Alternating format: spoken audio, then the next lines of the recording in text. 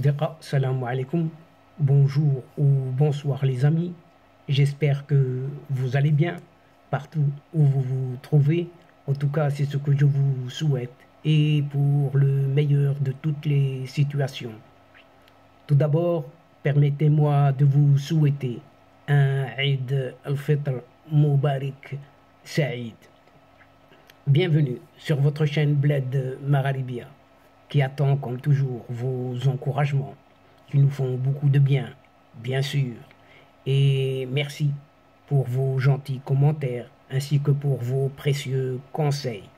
Merci également de nous recevoir chez vous et parmi vous.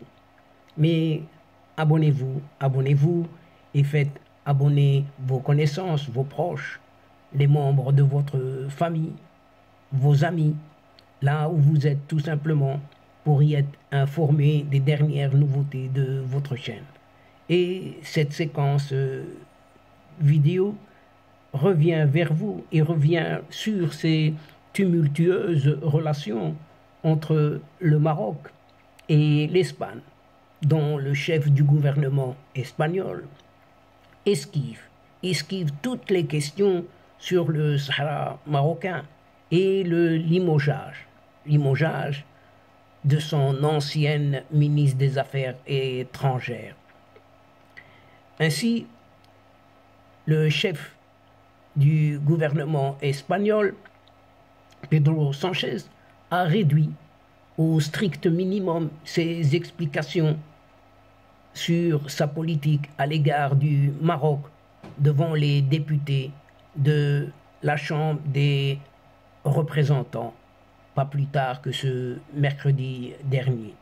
Il n'a pas non plus répondu aux questions sur ce limogeage de son ancienne ministre des Affaires étrangères, une certaine Arantxa González Laya, et limogeage, paraît-il, à la demande du Maroc. Ainsi, le chef du gouvernement espagnol a esquivé ce mercredi dernier toutes les questions des députés ou parlementaires sur les relations entre le Maroc et l'Espagne. Selon la presse ibérique, Pedro Sánchez a fait la sourde oreille aux demandes de l'opposition et de ses alliés au gouvernement, entre autres partis populaires, Vox, Ciudadanos, le PNV, ce parti national basque, et RC, gauche républicaine catalane, la coalition Canaria, Bildu ou encore Junts, et même son allié au gouvernement, Unidas Podemos, ont tenté en vain d'obtenir de Pedro Sánchez non seulement un compte rendu détaillé de ses contacts de haut niveau avec le Maroc et sur sa décision de changer la position traditionnelle de l'Espagne sur la question du Sahara occidental marocain. Mais aussi,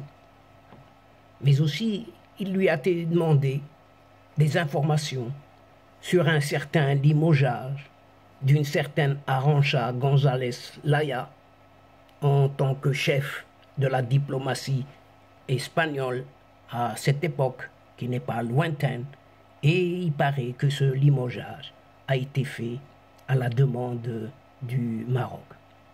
Et Pedro Sánchez a fait de son mieux, vraiment de son mieux, pour esquiver toutes les questions relatives au Maroc et a complètement, mais vraiment complètement évité, malgré l'insistance des forces parlementaires, de faire le moindre commentaire sur la destitution de cette Arantxa González Laya. En tout cas, c'est ce que poursuit, dans ce sens, une presse ibérique, pratiquement toute la presse ibérique.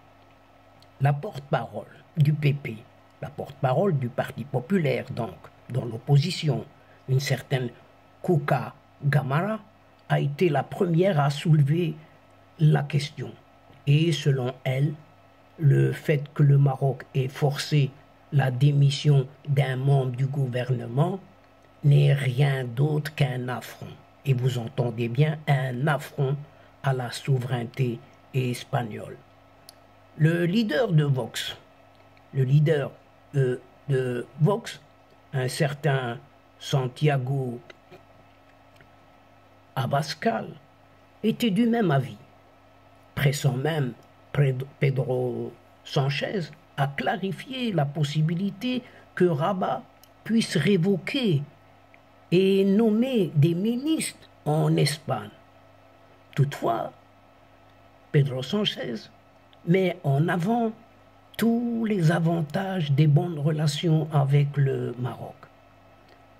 Le député d'Euskal Herria Bildu, encore un autre parti dans l'opposition, un certain Jon Iñárritu, a prononcé pratiquement la même phrase, tandis que le porte-parole du PNV, ce parti national basque, Aitor Esteban, a averti que tôt ou tard, les élus finiront par connaître tout ce qui s'est passé entre le Maroc et l'Espagne sous le mandat de Pedro Sanchez.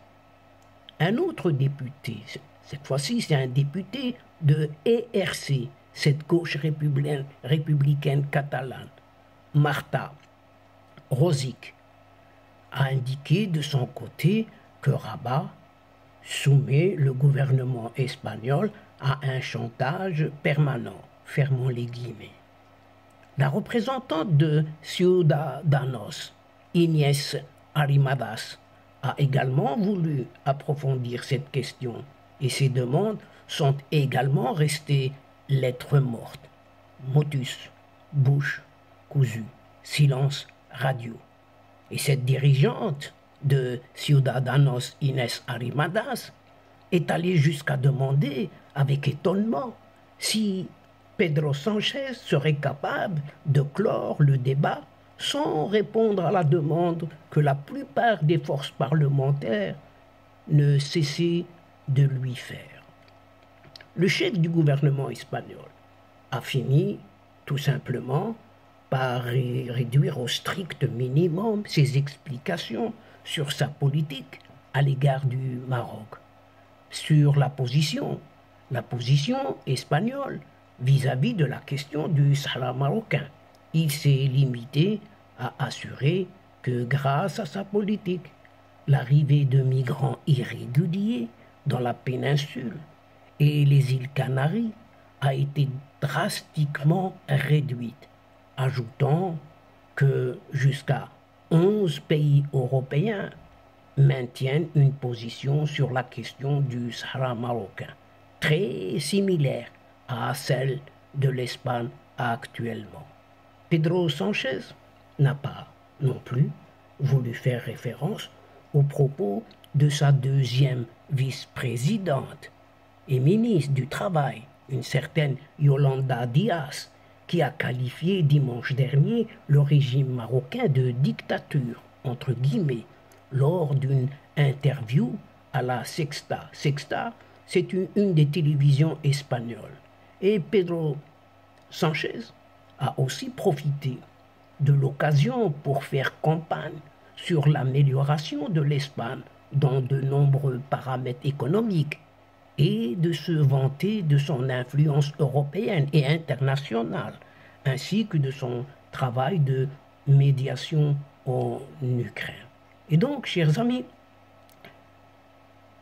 mesdames et messieurs, c'est ici, sur ces relations entre le Maroc et l'Espagne, dont le chef du gouvernement espagnol esquive toutes les questions sur le Sahara marocain et surtout sur le limogeage de son ancienne ministre des Affaires étrangères, que prend fin cette séquence tout en prenant congé de vous.